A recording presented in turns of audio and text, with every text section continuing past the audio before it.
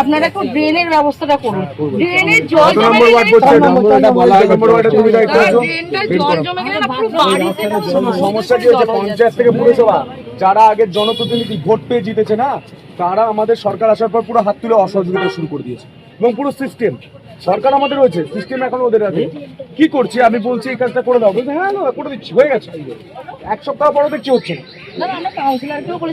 Councillor করবে না, দায়িত্বে তুমি আছো তো। শোনো এবার আমি সমাধান দিচ্ছি।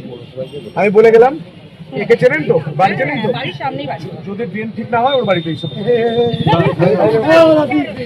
আর যে করে দেবে না পুরসভার, তার নামটা আমার কাছে গ্রুপে লিখে দেবে, আমাকে ট্যাগ করে। ওটা করে হচ্ছে তো পুরসভা আজ থেকে জনকল্যাণ হয়ে যাবে।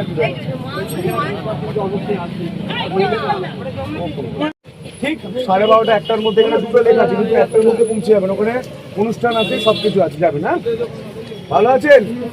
হর হর মহাদেব। খুশি দাও, খুশি দাও। হ্যাঁ, ছবি তুলে